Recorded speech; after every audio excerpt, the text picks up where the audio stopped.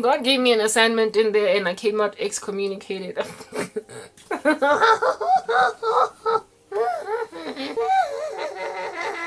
Anyway, I'm looking for my little tussment thing. As anyway, yeah. I'm out just chilling in that joint. When I first arrived at that Kirake, alright? Everybody was good peoples, like they were okay. Their relationship looked okay. Hi, I'm Peter. This is Cleo. They say her name was Cleo and his name was Peter. Hi, I'm Peter. This is Cleo, my wife. Hi, Peter. Nice to meet you, Cleo. Hi, what's up? And the first time that I met Peter, he just appeared to be a happy-go-lucky sweet dude. But one thing that I certainly can vouch for, stand on a rock concerning Peter, was that he was very warm. And warm as in really warm. I don't know if it's because he really loved Jesus or what, but Peter, listen, I have always had a thing about hugs, okay? From guys, like back before I was born again.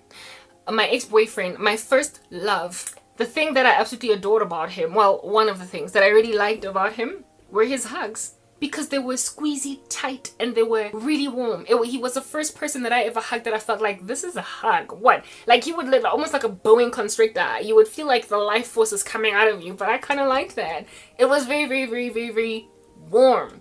He had exceptionally warm hugs, this boyfriend of mine. And I remember first time that I got a hug from Peter, thinking this guy's hug reminds me of my ex-boyfriend's hugs. And I mean, dude, he was my ex-boyfriend. Peter was somebody's husband. Do you understand what I'm saying? So first time I met Peter, of course, it was a handshake, but thereafter, Peter became brother Peter. Do you understand what I'm saying? So now, Peter, right? It was just the way that he was. I personally don't mind hugs between brethren, but there are certain, a guy must, in and out. That's how brethren should hug.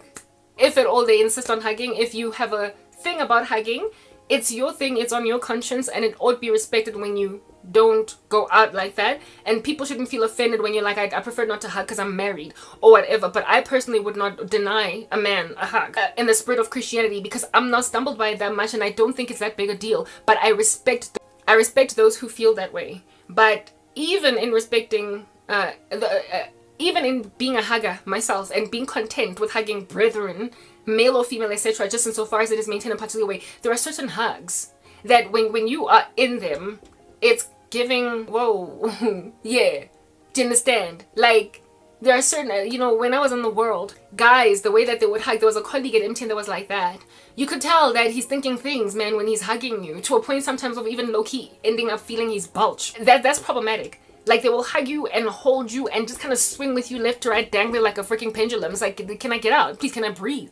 I'm suffocating. When you're flirting with a guy and you hug like that, it's giving hint, hint, nudge, nudge. But then there is a hug. I had a friend, if it's one of my closest boys, my Benji, Bumba, right? Every time we would meet, like, be in each other's company, arriving in school, class, whatnot, study groups, whatnot. Hey, bro, what's up? What's good? A hug, and then let go. Nobody ever felt like, oh my goodness, after that hug. Nobody felt flustered. It was just a hug. Yeah. But then there are people that you hug, and then after you get out of that hug, you can tell like a person is still out here looking at you some kind of way. The girl is still flirting. Everybody's still twirling on the spot. Like proper pheromones are being released. Like it's giving animal mating call. Like, yeah, there are all hugs are equal, but some hugs are more equal than others. Y'all know that's a thing, right? This guy's hugs were more equal than others. Like, they were. To a point of reminding me of an ex-boyfriend that I was particularly besotted with the hugs of, because they were boyfriendy. They were very, very boyfriendy. And this ex of mine, I guess he did hug all the girls like that. But yeah, I would have had a problem with it if it all happened in front of me once we were dating. But when we first met them, my ex, when we first met them, he wasn't yet my boyfriend. And when we were going home, he hugged me like that. And I was like, about the hug. But he also hugged my cousin like that. He also hugged the other girl that we were there with like that, right? Once we started dating, I never got to see him hugging other girls really too. But I would have probably been like, it would be great if you didn't linger in that another 2 seconds. I don't know, because like, why did you hug her for so long? My ex was like that. So maybe that's just the way that Nandikating, or maybe he was a perv. But I don't think my ex was a perv. He wasn't. He was many things, but he wasn't that. He was not one of those creepy guys that are just be ogling at you funny everywhere you go. You be thinking he's trying to lick your face or whatever. My ex was not a creepy guy, but he had that going for himself for hugs. And this guy had that thing about my ex. He had that factor, right? And I remember one time having a conversation with some other lady in the church, a chick, a peer, and she was like, she was like, I'm a married woman. I said his name is Peter. Peter, Peter, I'm so very, I don't know what to do with Peter. He really likes to hug, and the way that he hugs sometimes makes me so uncomfortable. And I just, just be very careful. I don't know, she was like that. And when she spoke about Peter's hugs, I was like, yeah, I agree. I agree. Because the first time that I hugged Peter was at church. It wasn't even at work. And I remember thinking that you remind me of my ex-boyfriend the way that you hug. And then this one white chick comes to me and she's like, I'm a married woman. Peter, his hugs are just, I'm just, she didn't even know what to say. She was lamenting that his hugs were, I'm feeling down, baby, trying to get on this feeling for so long. And if you think like I feel, baby, come on, let's get it on. Peter was like that. But so Peter had to be, somebody needed to call that guy to the side, man, and just let him know that even if it's part of your personality and you're not really thinking extreme things, your hugs, dude, are stumbling. your hugs are stumbling. He was warm. He had very warm hugs. And he was a handsome guy, blah, blah, all that jazz. He was all built and Ebatong Peter. Anyway, whatever. So I just remember thinking that his hugs remind me of my ex-boyfriend. Until another chick walked up and she was like, Peter's hugs. And then I was like, okay, I agree. That was the one thing about Peter. But even though he had those squishy hugs, right? Never ever did I ever get coming off him oozing any kind of sexual tension. Like, never ever did I ever get a sense of he was going in there because he was trying to get his fill of a woman's touch. I feel like, just like with my ex-boyfriend, that was just the way that he hugged. There was super, squeezy, very warm, squeezy, boa constrictor type hugs. But I never got a sense of perversity in him, or him trying to get off on that at all. He did, however, need to get called out on it. Somebody needed to sit him down and be like, dude, this is, some of the ladies or the church, handshake, or lighten up a little bit. Don't be so much of a boa constrictor. Don't be so much of an anaconda around a woman when you hug her. Just, and let go. Train yourself to not be so intimate inside hugs. Then, maybe you'll be good peoples and whatnot. I never got a sense that this guy was all over the show mentally, in terms of other women. I never ever got that sense, and I believe that I'm quite a good judge of character when a guy is low-key pervy. I can tell when a dude is hugging you trying to inspire some kind of emotion in him, versus a dude that's just like, hey, okay, what's up? There was a colleague I had at MTN that was ding, ding, ding, he was literally trying to get off from hugs. And so I used to, try and run away from him every time he would rock up all up in my grill, prior to me getting born again and after getting saved, because I found his hugs almost like sexual harassment. But I never got any such hint out of this dude. But like I said, somebody needed to sit him down, because I got where the other chick was coming from. I did. I got it. Anyhow, that was the one thing that was going on with this guy. But the first time that I met him, it was a handshake. And he was like, hi, I'm Peter, and this is my wife, Cleo. And I never got any sense that there was any tension, any weird stuff, any vibes of sorts going on between the two of them. But I was a young adult. So too was Cleo, so too was Peter, so too were all these other people. So I got invited to a young adults Bible study. Young adults, they had their own ministry, okay? And I was part of all their events and what have you. And it was at these gatherings at people's houses and these off-church, off-site encounters that I started to pick up huge, typicalities in Cleo. And mind you, the first time that I met Cleo, remember, hi, I'm Cleo, and I'm Peter, and this is my wife, Cleo. Cleo, when I was introduced to her, unlike all the other ladies, scanned me up and down like a typical woman. Y'all. She looked at me on some hi, and her handshake was very fluffy, plasticky. And every time I spoke to her, she wouldn't look me in the eye. She had that typical girl beef attitude thing. Like she was spawning with me. Now, a woman like that, hey man, when we get born again, we get a new heart, yo. A renewed spirit within. Heart of stone taken out, replaced with heart of flesh. We change. And all these ladies chilling in the church that still have girl beef with other women that are still spawning, don't have a sisterly love. Where's the Holy Spirit? Like, you were not transformed, yo. Our change. It's that basic. She wasn't saved. She was not saved. She couldn't have been. This chick was catty. She was like my aunt. I have an aunt that's a member of the Catholic Church, Roma. She's always in the church. Always fellowshipping with other sisters. Always front lines of food drives and clothes handing out. Children's events. Neighborhood always handing out the prit, the ball pen, bic, the rubber, the eraser, the buka tse dintšha for kids that don't have stationery. Yeah, lots of religious activity, yes, like it, but she is the bane of my mom's existence. She's got a beefing relationship with her sister that is my mom, and she is that aunt. Ole oporang bana, ole oporang. Everyone, on all the moods. Like, sometimes she's like, hey, and then next family function, oh here, she has got vacillations and fluctuations in mood. And on top of that, she is extremely full of sabotage. She is also extremely unserving and caring and very competitive. And like I said, it's the bane of my, in particular, mom's existence. She's very competitive with her sister in particular. She has no fruit at all. There is no love, no joy, no peace, no gentleness, no kindness, no long-suffering, no self-control. But she loves church. And I spoke about people like that in my old video. And she's been in it for a very long time. Ever since I've known her, pretty much. She was the one that convinced my mom to take me to St. Matthew's Primary School. The Catholics tsa Roma. Ken o convince family hore kenyang bana ko dikolong tse type establishment thing. Yeah. And she's been in church every single Sunday, well, largely, for the past 40 years. For the past 41 years, 45. Basically as old as all of us are. Because I don't ever remember my auntie getting converted and then joining church. She's always been in the church. Yeah. So 50 years, 40 years, because her kids are older than me. Yeah. And I'm 40. She's always been in church all this time. She adores the social environment that is the church, but she is insufferable. She's extremely insufferable, unloving, unkind, and hard to maintain the company of for extended periods of time. You cannot rely on her to be consistent today as she would be tomorrow. Because of her moods, she's hard to be in the company of. You can't trust that she's going to be good people's consistently. This chick was like that. She was exactly like my aunt, like literally hand to glove. Every church function, every church event, does not miss a day.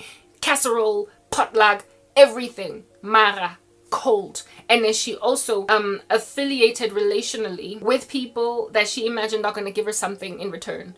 The young adults ministry was headed by this one couple. She used to suck up to the woman who was, I guess, heading the females version of the young adults ministry while her husband was leading the men. And she used to suck up to the head honcho lady, if you want to call it that. She was the head honcho lady. The head honcho lady was the only one that she was essentially consistent with, because there was something in it for her to be that way too. But the rest of the young adult females, it's like she was competing with all of us, especially those of us who were single, those of us that were not married. At an arm's length. She used to put us at an arm's length. I mean, either her husband was just a loose cannon that was all over the show, or she knows how she handled it. She got him in. Do you understand what I'm saying? Yeah, she was scared of single ladies to a point of being mean-spirited, and she was mean to me. She was mean. Overtly. She did not like looking me in the eye. Her greetings were like, hi. You could tell that she was not trying. Like, there was a time when I tried to have a conversation with her, just the two of us, and she just kept looking over there, and then she was like, Alvi, wahamba, wangshia, left me hanging, kileso. Yeah, that Stepford Church, for some strange reason, was not onto this woman. I don't know why. For some strange reason, that Stepford Church was not onto her. Understand, coldness, unlovingness is very easy to detect in a person. It's easy. Because they're just not coming to the party when they're supposed to be coming to the party on behalf of brethren.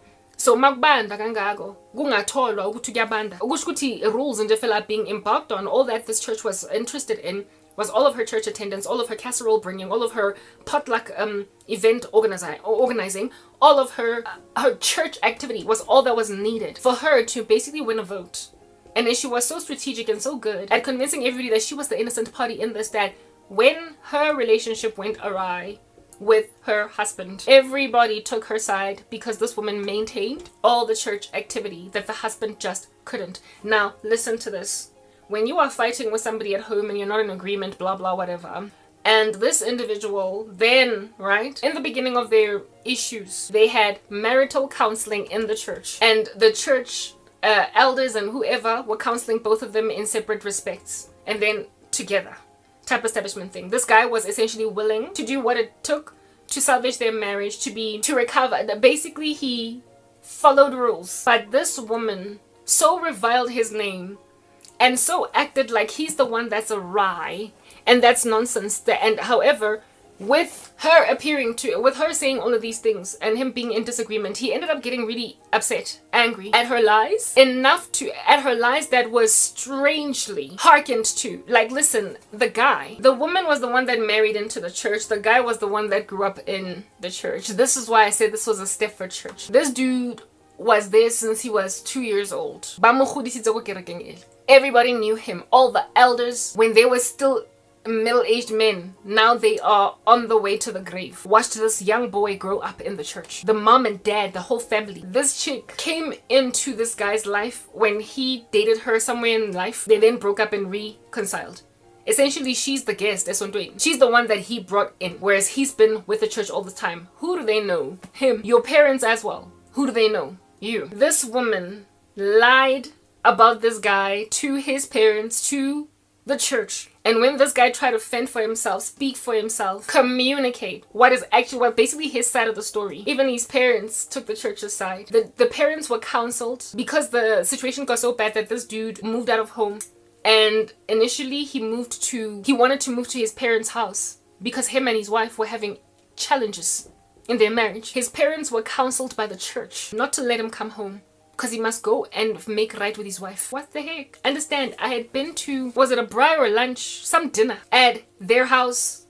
I get it, we used to go to each other's houses, blah, blah, blah, with these church meetings. And one time we were at their house and there were photographs all over, of course, of their wedding day, wada wada. And we were like, oh, this is cute, you know, people. The lady, the wife, oh, the wife of the husband, the one that was like, his hugs are just so, I didn't know about his hugs. That's the lady that was the wife of the guy that was heading the young adults ministry. She was basically the madam boss of the young adults ministry too. She was very jocose. She was full of jokes.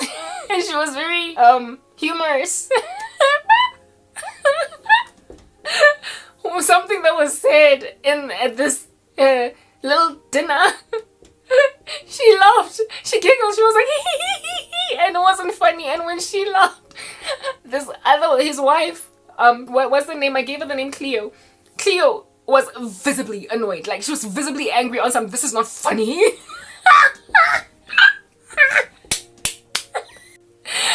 The things that I've seen, guys. Anyway, essentially this chick was really proud of her marriage. But the guy clearly wasn't, in a way that I could observe. I mean, we're just sitting chatting, and then we're like, oh, is that your wedding day? Let's see. Oh, is that your day that you got married? Oh, is this what you were wearing? Oh, where did it happen? Oh. You know, when you're looking at people's photographs in their houses. And we were all like, over his photographs, over their photographs. Oh my goodness. As we are going through the photographs of this guy when he got married, he was visibly quiet. Like, just... It's like, okay, yeah, that's when I got married, whatever. And then the chick, the wife, is like, oh, that's this, that. She's busy explaining that it's our wedding day, oh, beautiful. And then the husband finally breaks his silence. And he's like, it wasn't all that. Like, he literally flat out in front of everybody said that day when he got married, in that photograph that he was describing to us, wasn't all that. It wasn't what it seemed. Essentially, he basically said, we're smiling in there, but there's not really any true joy. He flat out said that after Bibles at a dinner, at a Bible study dinner. And this woman, his wife, was like, don't say that, it was a good day. And that is when Madam Boss Lady was like,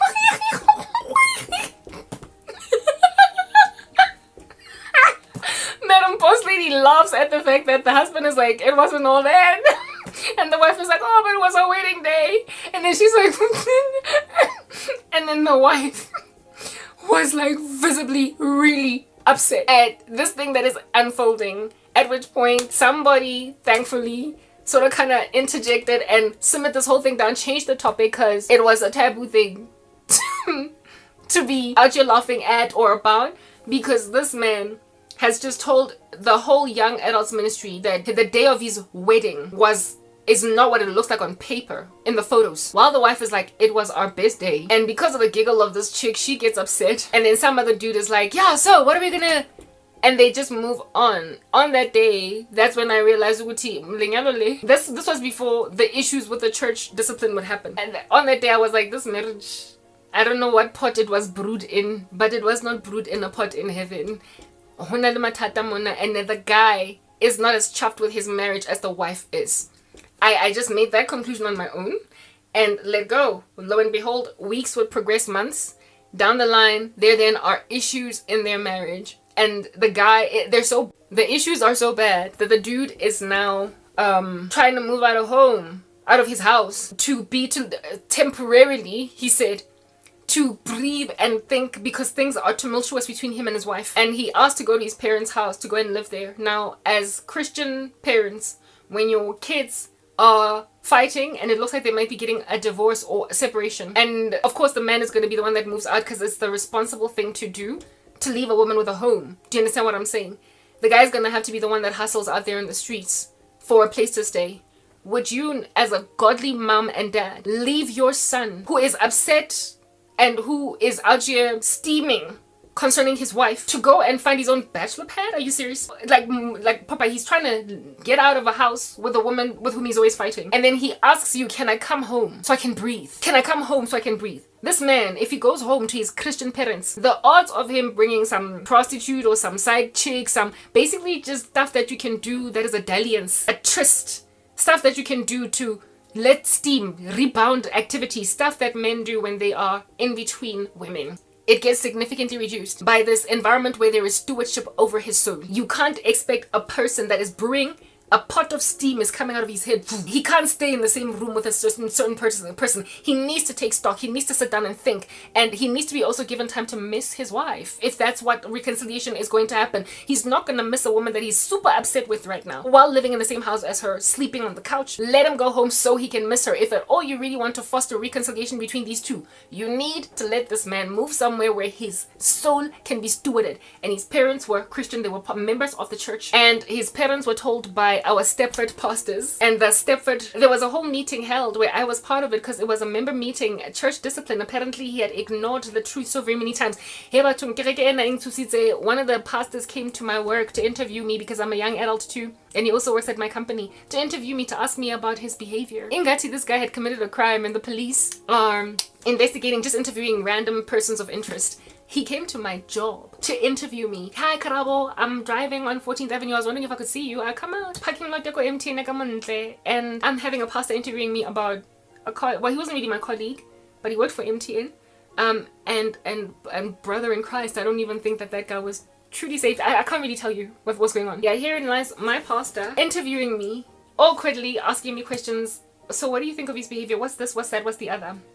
Understand, this man, right? The church discipline happened. This chick and her husband were having at it. Remember, he's the one that started out in the church. He'd been there, pretty much never missed a single Sunday since he was literally in his mother's womb. And now he has gone weeks without coming to church because he can't be out here looking at this woman. He got so upset with his wife because of this. Because the church counseled his parents not to let him come back home. So he had to go and find somewhere to stay. The thought process behind them not letting him come back home was he must sort out issues with his wife. And this guy is highlighting the issues and she's highlighting the issues. The woman lies to the church about what's actually truly the nature of what's going down. The guy feels like he's not getting supported, right? They know him. He grew up under these pastors. They know him. This is his church. He brought this woman in, and yet they treated him like some derelict, irresponsible delinquent that's messing with his wife's heart, when the woman was the one that was introduced into the church. And it's not like they grew up It's not like this guy had a reputation in the come up when he was growing up of just dropping the ball and being a miscreant, a delinquent or whatnot. He was a good boy, and then he got married in the church and all that jazz. So there is nothing of this dude that would ever warrant why you would basically treat him like guilty before innocent. I could not understand the way they were treating this dude, especially considering that was his sonto, and his parents literally door slammed him because the church counseled his parents to not let him come back home. Here is a young man fighting with his wife with nowhere to stay. Where did he go? Of course, he found abode with a pagan friend because he could not find abode with godly friends, because all of his godly friends were where? With us in the church.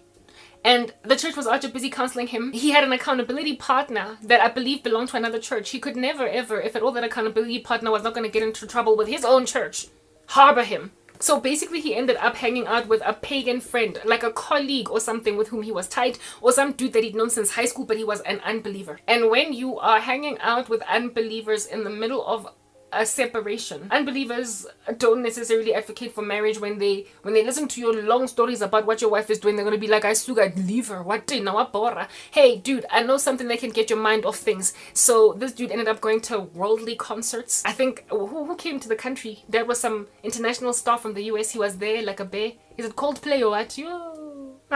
Some worldly concert happened, and this dude was there like a bear, almost like Beyonce coming, and you can't wait to see. Oh, no. I don't know what was going on in this dude, whether he had conviction of sin, but I could never, like as Karabo in 2025, hang out in Jefela at a worldly concert of somebody singing like Lizzo. Hey, yeah, imagine Lizzo actually coming to South Africa, and because I'm so really mad and I'm angry, and some friend is like, hey Karabo, Lizzo's coming to the country, or recently Chris Brown came. Hey Karabo, Chris Brown is in the country, and your husband is giving you lots of hell, girl, so come on, let's go let loose. Basically, your ploma.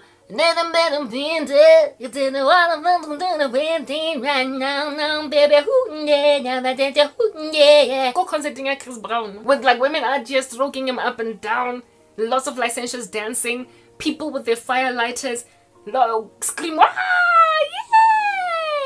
Worldly. Yes, like it, but I mean, what are the odds that this guy did not get drunk? What are the odds that this guy did not take a woman home? What are the odds? Like, just father and father tarrying away from God. Tarrying away from God. His parents didn't let him come, so some worldly friend let him come chill at his place while he's looking for a new apartment in the season of which he'd gone to a Chris Brown concert, Tanamount. Okay, yeah. And listened to Chris Brown tell women, bring it over to my place, and then goes home drinking beers with a pagan dude that's comforting him on some, I'm sorry boy, I'm sorry. You know how men comfort each other when they're in the world? Comforting him. And in the season of him attending these worldly concerts, doing all these things, is the information not coming to the church. I don't know how the church found out. I don't know how the wife found out, how people learned that he was at a pagan concert. But we learned, and it was communicated in like proper. How many church meetings were held about this guy? In total, I think 2 that I attended, and the last one was an excommunication of him. Yeah, he's been found going to worldly concerts, all across the church. This dude literally stopped coming to church Sunday after Sunday, but guess who kept coming with a little casserole and potlucks? The wife. She was actually acting like the victim. Sob story, my husband is not coming home. Top of that, I heard he was at a concert. And it was a worldly concert, it was so pagan. I'm sleeping alone in my bed. I don't know what to do. The house is so cold. I want my husband. I don't want a divorce. Oh, everything is just so bad. His parents support her. Everybody supports her. She's actually looking like a berated wife. His parents supported her, and she's looking like this man. Nobody can talk with him. Nobody can negotiate. There's no talking. But remember, in the beginning, he came to all these sessions. Somewhere along the way, the tables turned against him. He was clearly not being heard. He was looked at like he's some irresponsible derelict. They were taking the side of this woman, and then the worst thing ever happened, where it is that he was like, okay, look, we're fighting too much. I need a place to breathe. I need air. I need space. I need to think. Mom, Dad, can I come home while my wife and I figure out what we're gonna do with this? And the mom and the dad are like, no, you can't come to our house. Deal with your wife. He then lived with a pagan friend, the pagan friend of which takes him to a Chris Brown concert, Tanamount. And this information comes to the ears of the church. Somehow we find out that he was there, booty hopping. And that then eventually caused his excommunication, because he was basically labeled as this carnal thing that's losing his first love. And he is going out on his wife, He is this, he is that. Apparently, allegedly, there was also a woman involved, like a woman at the concert that he was spotted with. Look, I don't even know who in the world saw this guy at the concert, and why are you at the concert, and why are you able to give information to the church being at a Chris Brown concert? Are you not also a Chris Brown concerter?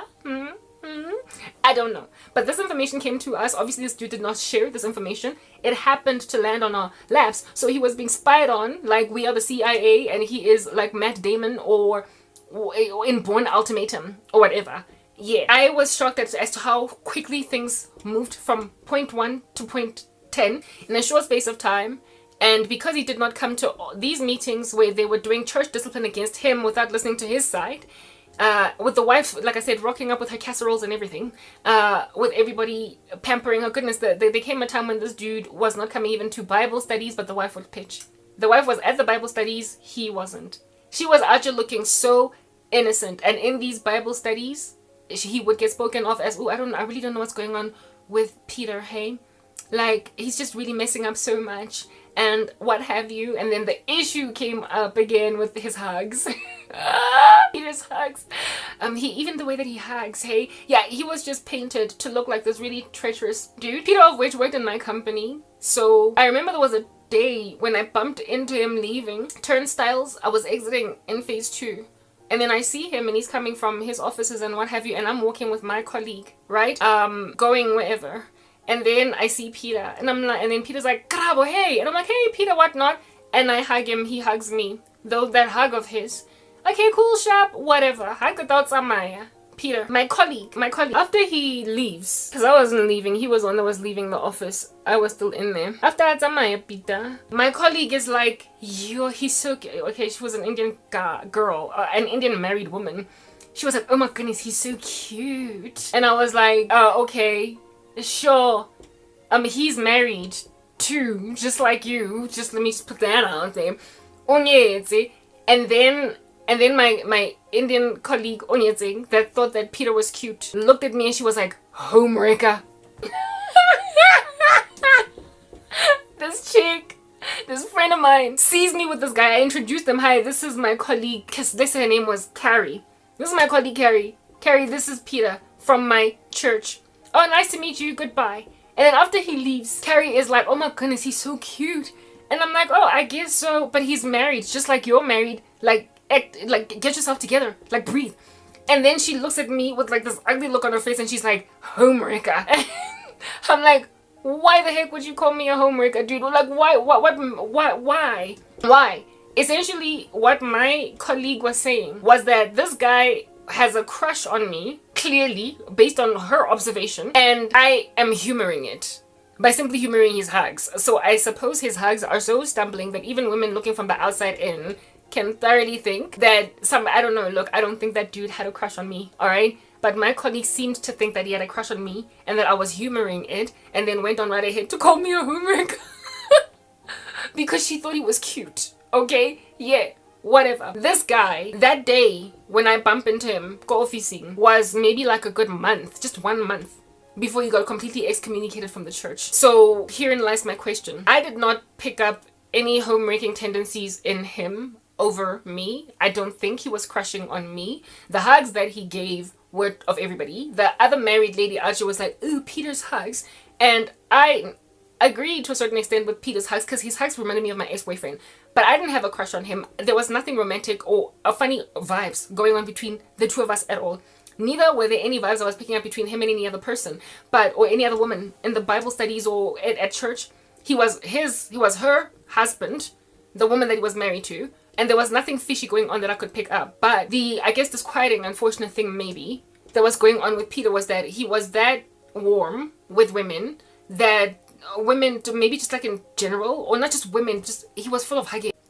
He was warm, he was full of hugging and what have you, but he was also a cute dude, alright? He was a handsome guy. Hey guys, like, yo, I can't do the math, alright? I literally cannot do the math as to what in the world happened with Upita over there. Maybe he was a victim of his own gorgeosity.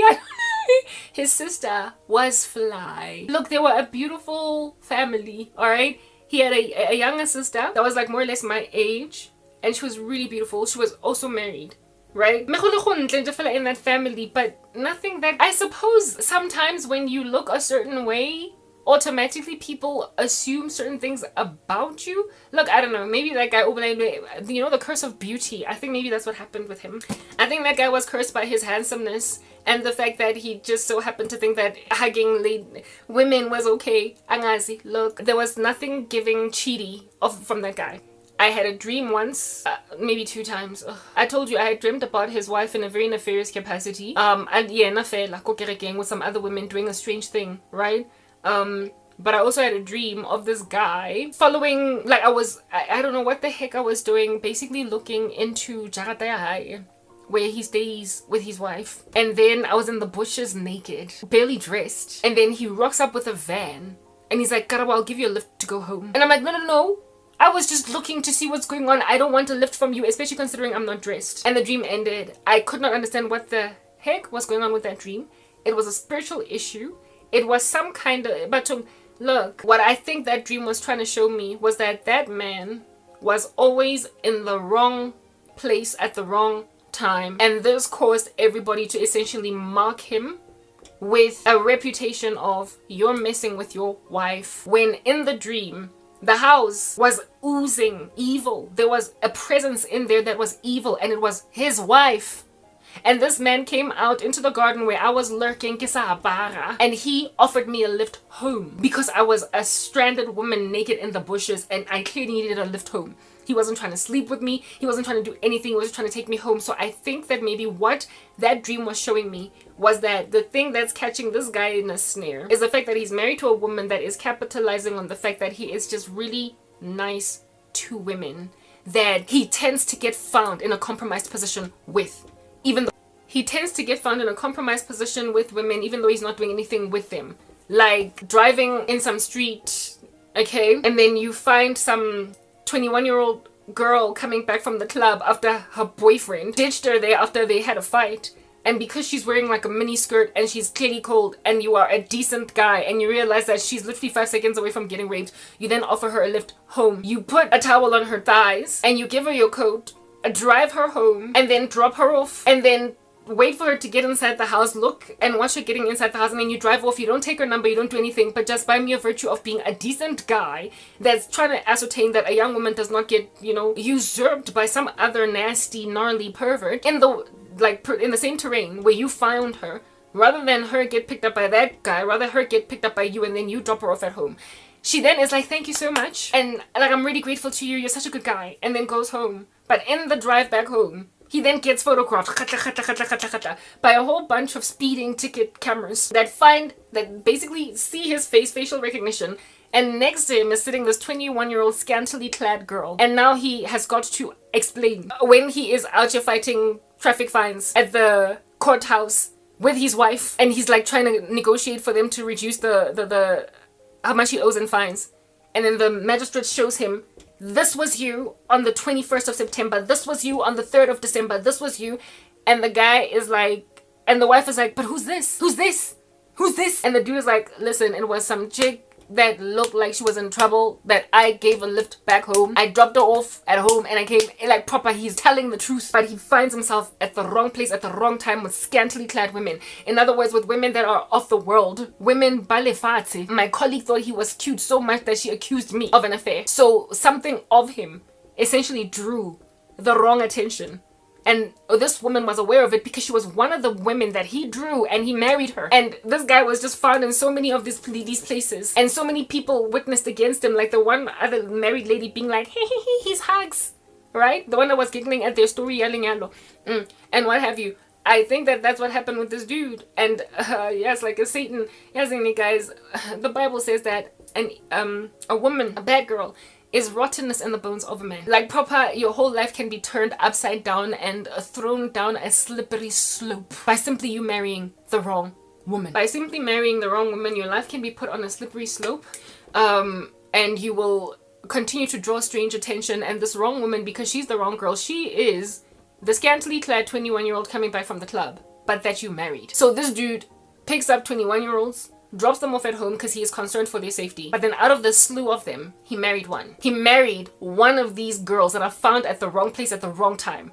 And if you are one of these women, if you are like that, if you are the kind of girl to be found just hovering around the streets of Johannesburg wearing a bum short at 2 a.m. in the morning, if you are that girl and a man of God marries you, this woman will be aware of who she is and how she landed a great guy in spite of being not the best of women. And so she will be at odds with every woman else. She will perpetually be insecure in the climate of women that could essentially have been better for this man. I told you that this woman did not like us single ladies. It was not just me, but other women that were not married, that were young, that this guy could potentially look at. She beefed with us badly because she knew that she did not make sense for a guy that was in Christ, but he lacked the discretion to realize that this woman didn't make sense. Apparently they dated when they were still in high school, broke up, and then reconciled. She was prepared to profess Christ on her tongue. Do you understand? She was prepared to profess Christ on her tongue, this chick, just so she could get married. She finally prospered to get him in a marriage. And I had once a dream where she was literally fellowshipping with a caucus of weird little strange women in the church that were feeding everybody cookies. Essentially, boloi. So, umuvimbile, this guy, this chick, kaboloi, ki korobela. And the korobela had lasted. That's why this dude looked at his wedding pictures, and to him it was like, he properly vocalized it. He said that it was not that great on our wedding day. And yet this woman was like, it was the best day of my life. He was basically confessing that I was under a spell when I married this woman. But why would you be under a spell when you are serious, super consecrated, serious about the things of God? In and of himself, he was compromised.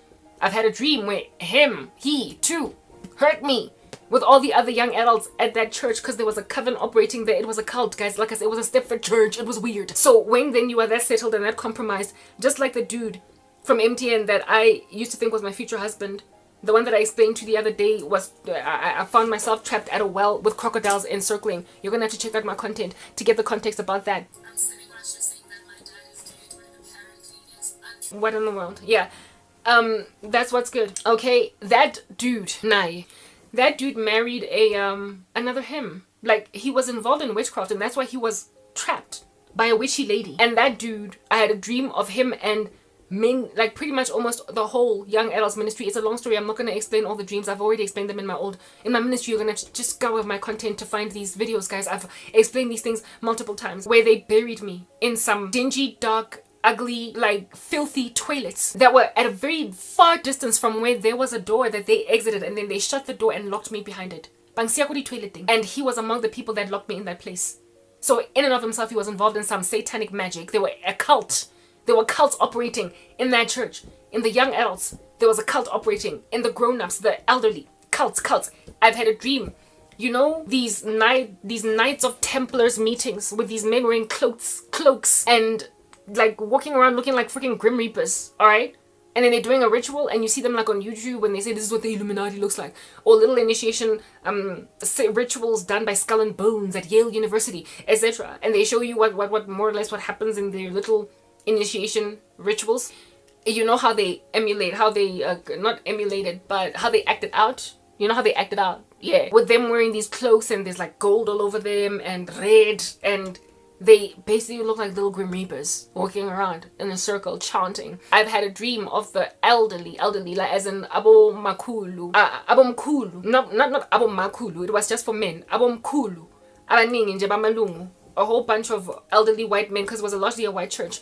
All right, yeah, looking like Knight Templars doing a ritual, a ceremony over, listen to this, me. I was in the center of the circle, and I was just looking around. Go the church grounds, like go the church out just outside of the door of the church in Ibulecha. They were in a circle, bang in sekelile. Illuminati gear, doing a ritual, and I was in the center. Why? What's going on? What's happening? What's happening? They ran cults. Like, that church was just evil. It was a Stepford church. And this young man was part of a cult. So when then he wanted to divorce his wife, he was a sacrificial lamb. He took the fall and was made to look like a miscreant and a buffoon in order for the church to look reasonable and sound, in order for the church to look like it does things the right way. So he basically got severed, he got cut. I don't know what has since happened with him and his wife, but that marriage was a sham from the get-go, because that woman was ungodly, but then again so was he. But to the eyes of the congregation, us, to the eyes of unsuspecting parishioners, he looked like a man that was undergoing church discipline, like he had it coming. And not everybody was in on the cult. There were people who were genuinely duped and deceived. I did tell you guys that in that church there was a an anomalous issue. It was inordinate in proportion to how it ought to be in normal spaces. There was an anomalous and an inordinate amount of infertility in the women. They could not have children, or they would conceive and miscarry a lot. And I once had a dream where I saw all of these babies thrown in dustbins. There was one woman in particular that I became a friend to, who was also partially part of the young adults ministry, but she wasn't trying to get down with us that much. Even though she was in 1983, she was 1 year older than me. She essentially qualified to be among us. But she didn't really like hanging out with us very much because, I mean, she had been through nonsense, right? She had had 1,000 miscarriages. She eventually adopted twins. And she told me a story. It was all sad, but ultimately, we adopted twin boys. Baba Twabanto, right? After she tells me her story and I'm all bereft, I'm sorry for her that she's had all these miscarriages. At least now she's got 2 sons, right? God blessed her with adoptive kids. I then get a dream where literally bana modi plastiking in refuse bags, bahai, mod dustbin, y'all. And over that bin standing was the lady that ran the young adults ministry from the women's side, the madam boss that was very humorous. She was looking gaunt, like basically sunk in her eyes, like looking like a ghost with a baby. She had a newborn baby, and by the time I left that church was hurt, she had just given birth to a baby girl. And when I had this dream, however, she was very heavily pregnant. She was yet to have the baby. And this woman was standing in front of this dustbin gaunt, holding her baby, while more dustbinning, there were like several fetuses just thrown away, but hers lived. And I remember her vocalizing her concern during her pregnancy that, oh, the women in the church are also infertile. I'm so scared that I'm also going to suffer from infertility. And I was like, why would you be scared? You're a young, thriving woman. Not everybody's going to have the stench or the stink or the stain of infertility on them. You know, it's not, what's the word that I used? It's not contagious. Yeah, that's the word. I was like, yeah, the other women in the church are infertile, but that doesn't mean that you're going to be infertile too. That was before she conceived.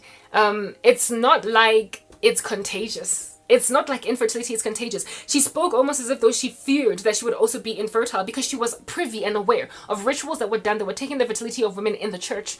And yet she, as soon as she was ready to have a baby with her husband, conceived and carried all the way to term with no complications. And before she carried to term, when she was just but 2 or 3 months pregnant, I get a dream of her holding her born baby with everybody on some cute little baby, and behind her was like a dustbin full of the babies of other women that did not carry to term. So basically she was given opportunity to carry to term because she belonged to the cult that was human sacrificing women's bellies. I remember thinking that maybe it's a problem with white women in this church. I thought that maybe white women struggle with fertility, but I had heard of stories of white women out here that carried octuplets, 10, whatever. Plus Europe is full of white people. So if really there was a problem with fertility, I mean, in the white race, Europe would not be so populated, right? It was a white church, and for the first time in my life, I encountered young women, really like, but just a cornucopia of young women just infertile in a church. It was just so weird. There's so many women were not having babies, and I come from a black community where we be out popping them like smarties. What a lot I got. So I thought it was a white issue until I was like, but Karabo, Europe is full of whites, so this can't be a white issue, this infertility issue. It was certainly not a white issue. It was that church issue. They were sacrificing babies. That was their blood that they were offering Satan. And it is no wonder, therefore, that they, what do you call this? Hated the gift of the Holy Spirit. They were cessationists. Dreams and visions. When you are doing those kinds of rituals, are a no-go because you're going to get found wanting. Because here it is that I was now dreaming and visioning. But then the babies are thrown away. And in that same dream, this woman with the twin boys that she adopted, she was in the dream looking basically eradicated. Like she was emptied. You could tell. And so she had no other choice but to adopt these boys. The twin boys of which she adopted when I was there. And they were, by the time she adopted them, they were like both like 2.5 to 3 years old. So she adopted kids that were already kind of grown, type establishment thing. But when I first met her, she and her husband were applying for adoption because they tried so very many times. And I get a dream months before any of this comes to pass where she's all bereft. She's all sorrowful. The woman that she and her husband adopted twin kids, right? And the other one, before she even carried to term, however, she had already at that stage conceived. And this other woman, and everybody is walking into the church. Everybody out here walking into the church almost like it's, what do you call this thing? Like it's a ritual, saying hi to the newborn baby that everybody was celebrating. But the dead babies in the dustbin, nobody cared about those. It was evidence of human sacrifice rituals being done, and that was God showing me, baby, this has nothing to do with race. It has nothing to do with the fact that white ladies can't carry the term. Teach yourself some culture, child. This has everything to do with the fact that they are sacrificing the babies of parishioners, and the women in the church just so happen to be largely white, and so that's why it's all white babies. But you're in this church, aren't you? You want babies, don't you? If you don't join this cult, baby girl, your babies is going to be also in the dustbin. I didn't know though. I didn't know what I was seeing in the dream. I would only go on Reddit to just share stuff like that in my blog. And once I was excommunicated by this gangster church, pulling gangster stunts on me, that's when I started to be like, oh, that's why they could not support me when I was going through a lot. That's why they stood with my family. This church ended up standing with my family that was persecuting me. They tried to etch into stone that I'm mentally ill. Yo, guys, yes, and I've been through a lot. It's a long story. I've explained the full scope of it before, but what I'm trying to get at with this particular expose or this exposition, this particular chat pertaining this couple, is to help you understand what happens when you condemn the righteous and you acquit the wicked. That guy was not entirely righteous, but he was right in comparison to his wife, and as a result of him being right in comparison to Musadi Watengi, however, the church taking the side of the wife, it caused this man to break away from the church. By the time I was excommunicated, this dude was at enmity with the whole church. Like, genuinely, there was no joke about that. He was broken off from his family. He was not even in contact with his sister anymore. He was no longer chatting with any of us. I, by the grace of God, never bumped into him at work, because he did work in phase 2 and I was in phase 1, so I barely ever saw him anyway. But it would have been really awkward to see him. I was interviewed at my offices about him. He of course kept coming to work, because then he's gonna lose his job and not be able to get a house for himself anymore, right? Yeah, type setup thing. But by the time his case fizzled away, mine too was fizzling away. It's like, first it was his excommunication and then I was the next victim to go. It's like they were just gunning for empty employees one thing. Anyway, whatever. Yeah, no. This colleague, this guy, he wasn't my colleague per se. He worked for my company, but he was too removed from me by very many degrees of departmental separation to truly be my colleague. He was just a dude that worked for the company that I work for. Yeah, by the time what happened to me happened at MT, and he was already at such enmity with the whole church that, like I said, if I had bumped into him in the office, it would have been really awkward, because I don't even know how